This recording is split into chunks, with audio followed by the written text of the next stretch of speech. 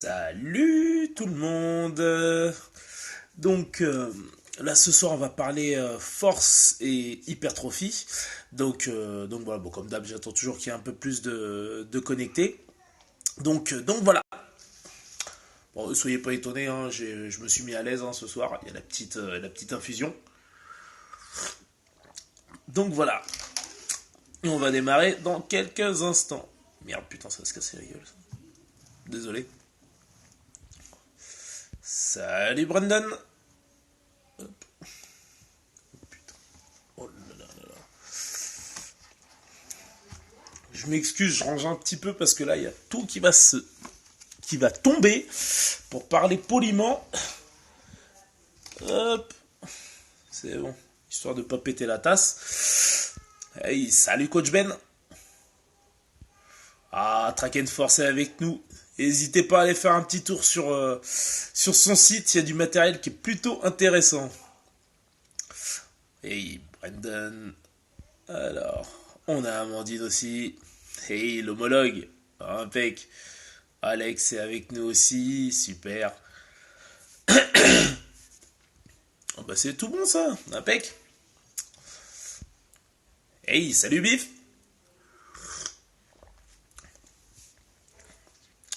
Ok. Bon ben, vu qu'il y a déjà pas mal de connectés, putain ça va de plus en plus vite, c'est bon ça. Salut Bif. Du coup, on est parti. Bien évidemment, comme d'hab, je réponds aux questions après. Euh, donc, force et hypertrophie. Donc, faut savoir, déjà on va définir un petit peu ce qu'est la force, ce qu'est l'hypertrophie. La force, c'est tout simplement le fait de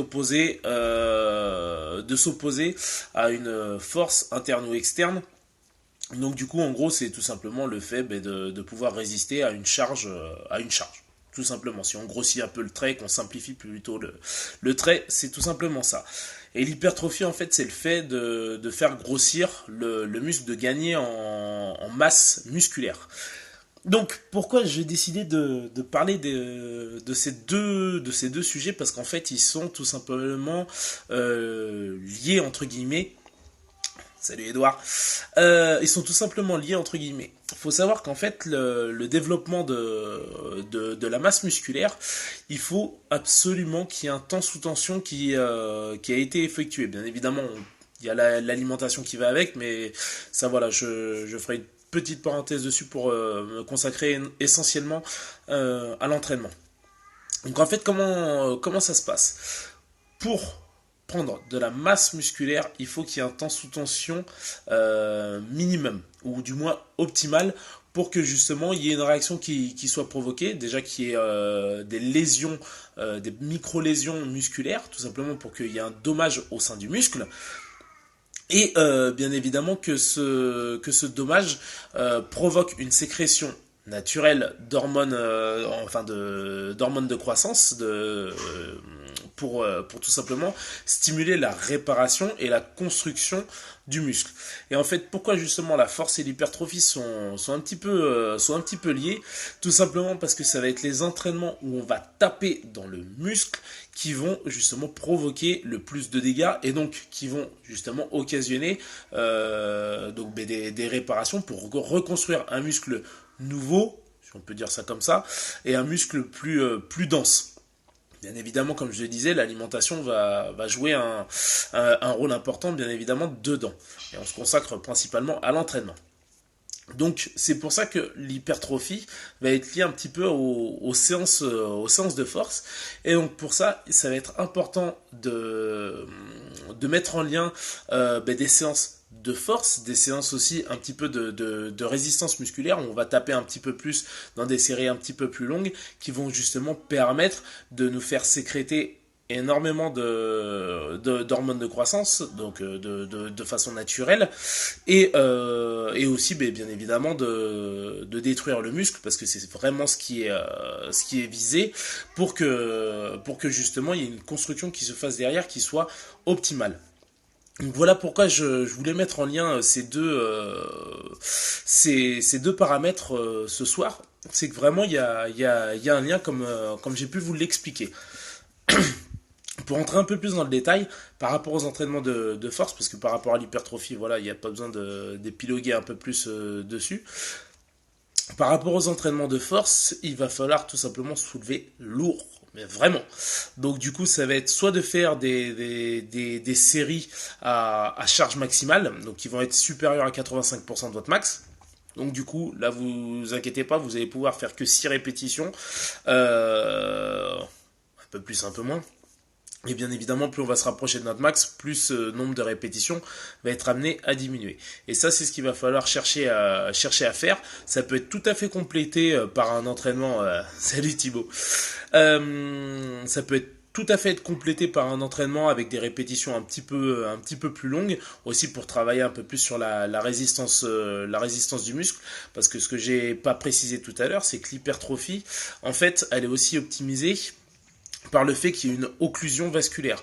En fait, plus on va se mettre à congestionner, cet effet que justement dans le fitness ou dans le bodybuilding on cherche un petit peu à avoir, plus en fait c'est que le débit sanguin va être un petit peu, on va dire, ralenti ou obstrué, je ne sais pas comment on pourrait le dire de façon plus simple, et c'est en fait c'est ce qui va stimuler la sécrétion d'hormones de croissance, et donc du coup c'est ce qui va justement permettre d'avoir cette sécrétion naturelle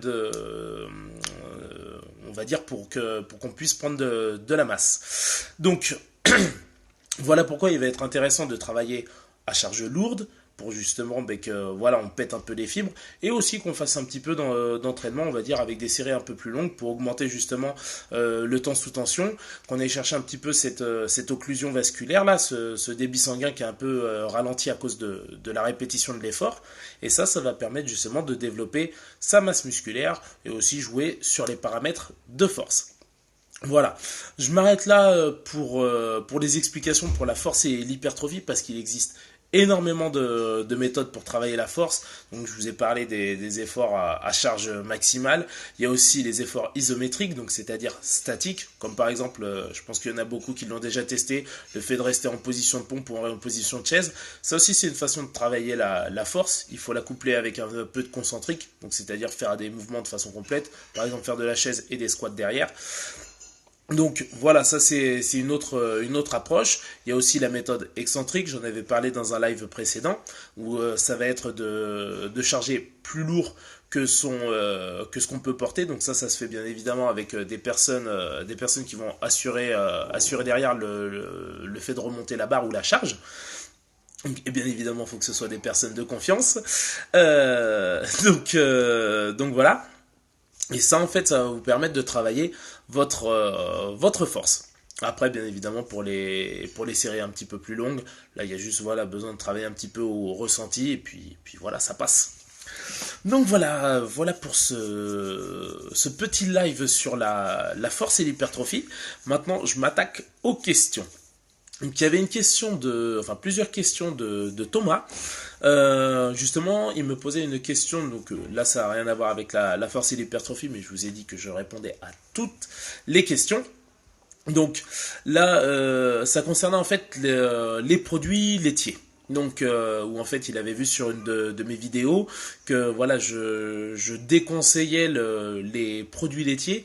Alors je les déconseille, oui et non. Bien évidemment, faut pas non plus être forcément trop restrictif, mais il faut savoir qu'en fait les produits laitiers c'est en aucun cas un produit santé.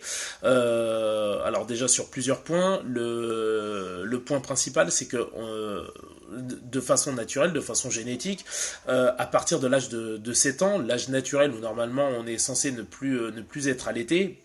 Bon, dans notre société, déjà, rien que jusqu'à l'âge de 1 an, 2 ans, ça devient un exploit. Hein. Donc, faut être honnête. Mais voilà, génétiquement, on est fait pour pouvoir être allaité jusqu'à l'âge de 5, voire 7 ans. Et à partir de cet âge-là, l'enzyme qui permet de digérer le lait, enfin le lactose, donc cette enzyme s'appelle la lactase, diminue son activité parce que normalement elle a plus de raison d'être. Et donc c'est pour ça que justement il y a de plus en plus d'intolérants au lactose, etc. Parce que on nous a souvent dit, j'évite de rentrer dans une polémique, on nous a souvent dit que boire des produits laitiers c'était bien, etc. Eh ben, le problème c'est que non, cette fameuse lactase, quand elle est plus suffisamment comment dire, active, eh ben ça va entraîner des problèmes de digestion. Ça c'est le premier problème par rapport au produit laitier. Le deuxième problème qui va se poser, c'est que le produit laitier, notamment de vache, les petits animaux c'est différent, mais on va parler principalement de la vache, c'est que normalement le lait de la vache, il est fait pour le veau. Si on compare, à un an, le veau, il va faire 350-370 kilos, sauf que le le petit bébé humain, lui, il va faire 10, allez, 15 kilos s'il aime bien manger, quoi. Le problème, c'est que ça fait une différence énorme, et c'est que, en fait, cette différence, ça s'explique tout simplement parce que le veau, il a besoin juste de manger enfin, il a besoin de 3 facteurs de croissance pour se développer. L'homme, il en a besoin de 7, tout simplement parce que les facteurs de croissance dont il a principalement besoin, l'homme, c'est pour le cerveau. L'animal, lui, c'est pour s'épaissir, pour gonfler.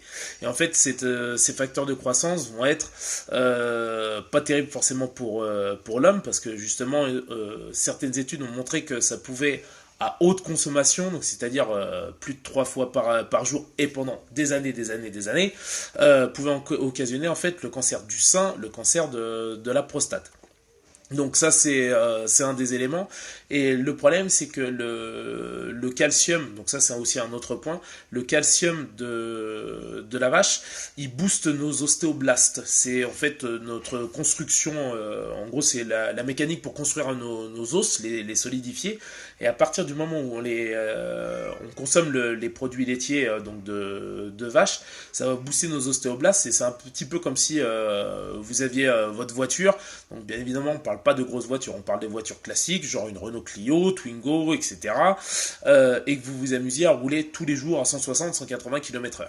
Et bien les ostéoblastes, c'est exactement pareil. Quand vous prenez énormément de produits laitiers de vache, et ben le problème c'est que vos ostéoblastes ils vont boum carburer à fond, et puis ben à un moment donné ils peuvent plus suivre, et justement c'est comme ça qu'on a de l'ostéoporose précoce. Je rappelle, l'ostéoporose n'est pas une maladie mais un vieillissement normal de l'os. Et donc voilà, c'est pour ça que ça peut poser des problèmes de consommer énormément de produits laitiers. Je m'arrête là parce que j'en ai dit énormément dessus, mais voilà, c'était juste pour vous illustrer un petit peu le truc. Donc il y avait une autre question de Thomas, ensuite je passe à la suite, qui me demandait si il était intéressant, excusez-moi, je regarde si mon fils est pas en train de rentrer dans la chambre, qui me demandait en fait par rapport aux pancakes, par rapport au petit déjeuner, si j'avais une recette particulière. Très sincèrement, non. Non, parce que j'aime bien varier. Après, j'ai souvent une base qui est souvent rapide, où j'utilise de la farine de coco et de la farine de lupin. En fait, la farine de coco déjà pour le goût et puis l'apport nutritionnel. La farine de lupin parce qu'elle est énormément protéinée, c'est 40% de protéines.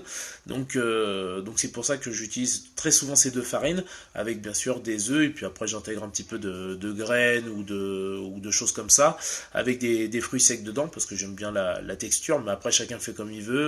On peut très bien retirer les fruits secs pour avoir que la base de pancake et mettre les fruits dessus. Enfin voilà, c'est franchement ça, les recettes de pancakes, c'est en fonction, c'est les goûts, les couleurs, quoi. Donc voilà. J'espère avoir répondu à ta question, Thomas. Alors, une question de toi, du coup, il faut favoriser quel lait. Très sincèrement, le lait animalier, je le déconseille. Je le déconseille à haute consommation. Si après, voilà, on est vraiment fanat une fois par jour, voilà, je pense pas que ça puisse faire de mal. Bien évidemment, ça reste un avis personnel, c'est pas un avis scientifique.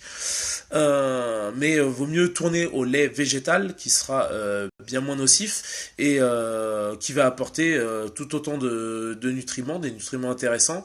Donc voilà. Et à savoir que si c'est par rapport à des soucis de calcium, faut savoir que le calcium animal, on va l'assimiler à hauteur de 30 ou 40%. Tout le reste, ça va partir dans les déchets. Et c'est d'ailleurs pour ça que ça peut aussi occasionner certaines tendinites. C'est vrai que j'en avais pas parlé, parce que le calcium, quand il est pas absorbé, qu'il se balade dans l'organisme, il va aller se caler dans les tendons, etc. Et à haute consommation, ça peut provoquer certaines douleurs au niveau des tendons, donc tendinite.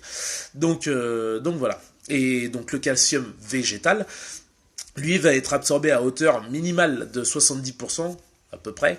Et donc, et le problème, c'est que le truc, c'est que l'excès de calcium végétal, il n'est pas super nocif pour l'organisme, du moins à ma connaissance. Donc voilà, vous voyez bien que la barrière, les pour, les contre, par rapport au lait animalier, par rapport au lait végétaux, voilà, ça penche un peu plus vers le végétal. Alors, autre question de la part de Edouard. Si tu fais seulement des séances avec des reps à 80% max, quelles sont les conséquences? Tu conseilles d'alterner avec des séances légères à plus de reps, seulement une question esthétique. D'accord. Alors, ouais, moi je préconise parce que très souvent, la plupart des personnes arrivent à faire 2 fois un groupe musculaire les groupes musculaires principaux dans la semaine.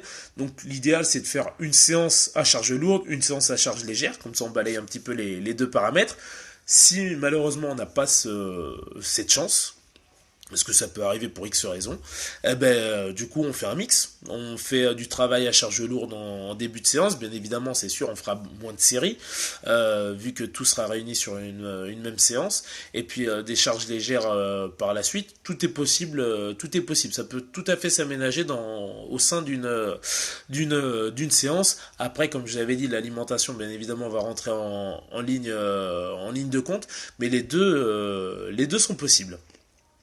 Alors, par rapport au gain en puissance, il faut savoir que la puissance, moi je parle en tant que préparateur physique parce que je me suis rendu compte en lisant les magazines de Muscle and Fitness, je les regarde régulièrement pourtant, qu'il y a un vrai problème on va dire, de définition par rapport à ce qu'on parle de puissance ou la force, non, il n'y a pas de problème, mais par rapport à tout ce qui concerne la puissance, faut savoir en fait, c'est de mettre énormément de vitesse à une charge. Or, quand on est sur des charges lourdes, en termes de puissance, il y a pas grand chose, quoi, il n'y a rien. La puissance, si on regarde la définition brute, c'est la force fois la vitesse. Et à partir du moment où on fait la force fois la vitesse, il y a une fourchette qui correspond très bien à ça. Ça va être entre 40 et 60% selon les exercices, etc. Mais cette fourchette de 40 à 60% de votre max, par exemple, vous soulevez 100 kg en squat, vous chargez entre 40 et 60 kg à la barre, facile. Et donc voilà, et le but du jeu, ça va être d'être un maximum intense quand on va pousser la barre, parce que là on va avoir une charge sur le dos, on va avoir en plus la vitesse, et là on va avoir justement cette optique de puissance et ce gain de puissance visé. Donc c'est vraiment là qu'il faut faire la différence entre force et puissance. Donc voilà. À quel lait faut-il utiliser? Alors, tac. Donc, j'avais déjà répondu à la question, donc c'est bon. Merci, top. Merci les gars, je fais ce live, c'est pour vous, hein, vous inquiétez pas. Aurélien, salut Boone, dis-moi, déjà salut Aurel, peux-tu me donner quelques conseils pour réussir une bonne sèche, car je ne suis pas sûr à 100% de moi. Alors, pour une bonne sèche, très sincèrement, moi je suis encore sur la partie théorique, même si j'ai perdu pas mal de poids, j'ai réussi à bien éliminer la masse grasse. Le principe, c'est juste de faire un calcul de ses besoins caloriques. En gros, vous avez besoin de 3000 calories, il va falloir les réduire entre 250 et 500 calories par semaine pour justement avoir une sèche qui est progressive et qui va surtout pas être, on va dire, trop restrictive pour que justement ça choque pas trop l'organisme et justement qu'on puisse avoir l'effet escompté. Donc ça c'est le premier point. Le deuxième point qui est tout aussi important, c'est de veiller à avoir un apport protéique suffisant. Donc ça tout le monde en parle, mais justement c'est là que la notion de calcul est importante et c'est là que je me suis rendu compte que les maths, putain, c'est vraiment important. C'est tout simplement de faire votre calcul. Par exemple, je dis n'importe quoi. On prend une personne de 80 kg qui veut sécher, qui se rend compte que il y a peut-être 2-3 kg à perdre. Il va falloir faire un petit calcul, c'est de se dire mon besoin calorique, il est à 3000 calories et je vais avoir besoin, si je veux descendre, on va dire à 78-77 kg, de multiplier ce chiffre par 2,2 grammes, 2,2 parce qu'en fait c'est le bon ratio. Après on peut faire par deux, hein. n'est pas à quelques dixièmes près. Mais voilà, ça va être en fait le ratio idéal pour en fait favoriser sa masse sèche au détriment de sa masse grasse. Pour être vraiment précis, il me semble, donc ça c'est les recommandations de Julien Vénesson, il préconise qu'il faut entre 1,7 et 2,2 grammes par kilo de poids de corps, donc de protéines. Donc pour quelqu'un, je arrondis à 80 kilos, ça fait du 160 grammes de protéines la journée. Après on divise ça sur les différents repas et pour avoir justement un ratio qui est comment dire, qui est équitable pour pas se retrouver avec des pics de protéines et des baisses de protéines durant la journée. Donc voilà, ça c'est vraiment le principe à respecter. Après, franchement, pour avoir regardé un petit peu par tout ce qui se faisait au niveau de la sèche, il, y a, il existe vraiment beaucoup de possibilités de faire. Donc ça va être à toi soit de réduire les glucides et miser un peu plus sur le gras, soit de réduire tout simplement les calories. Donc là, du coup, tu restes un peu la petite de ton assiette. Mais voilà, franchement, il y a tellement de personnes qui arrivent à avoir des résultats super intéressants sur des sèches qu'en fait, il n'y a pas de méthode vraiment attitrée, quoi. C'est vraiment ce qui va fonctionner le plus pour toi et ce qui va être entre guillemets le moins restrictif psychologiquement pour que justement il n'y ait pas de frustration et que boum derrière tu reprennes un peu de poids ou quoi que ce soit. Donc là ça va être un petit peu à toi de faire le test par rapport à ça. J'espère avoir pu répondre à ta question.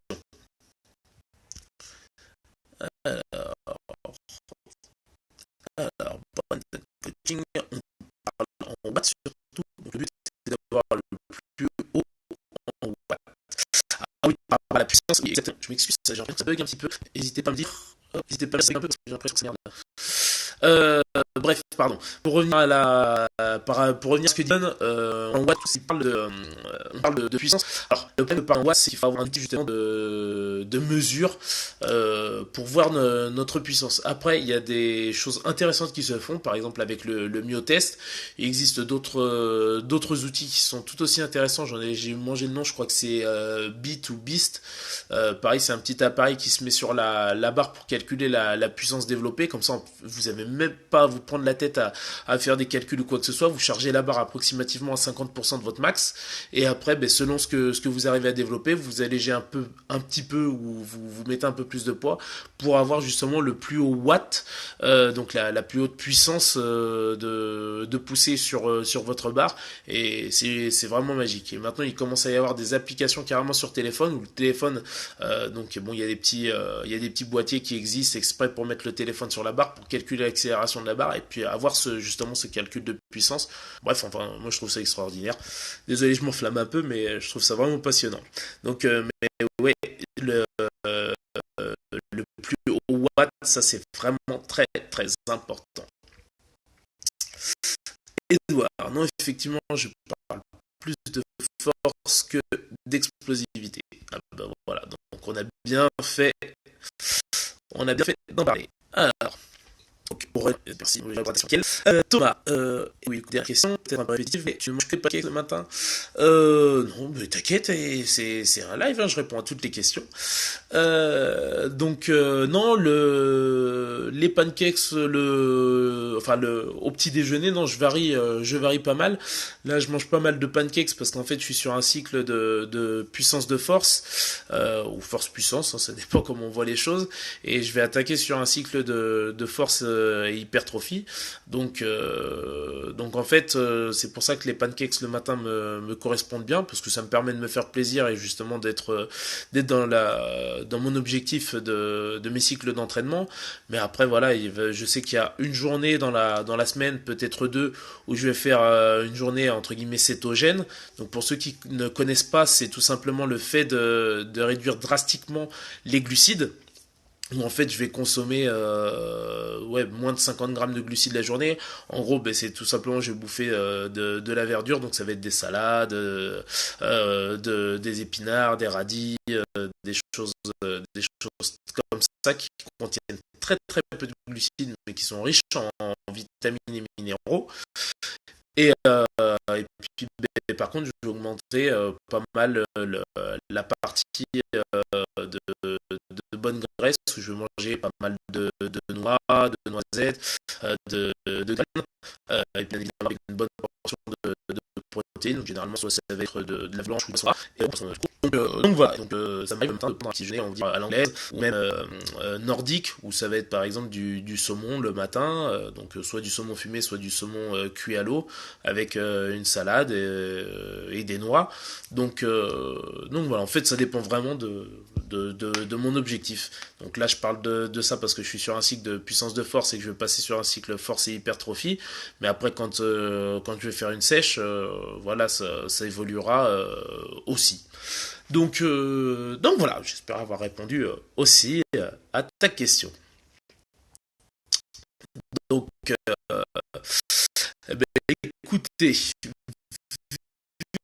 que je n'ai pas d'autres questions, euh, je vais couper pour ce live. Ouais, j'ai l'impression que c'est un peu. Du coup, pour ce live de ce soir, j'espère en tout cas que ça vous aura permis d'en apprendre un peu plus sur le développement de force et le développement d'hypertrophie, donc masse musculaire. Si jamais vous avez d'autres questions, comme c'est le cas là, depuis plusieurs semaines, et je vous remercie d'ailleurs de me poser pas mal de questions, donc soit directement en live, soit en message privé. Donc voilà, n'hésitez surtout pas après les lives ou en commentaire ou en message privé, comme je le disais, à voilà, me poser des questions si jamais il y a des choses que vous n'avez pas compris ou s'il y a des trucs qui vous viennent à l'esprit après. Bien évidemment, on est pour échanger.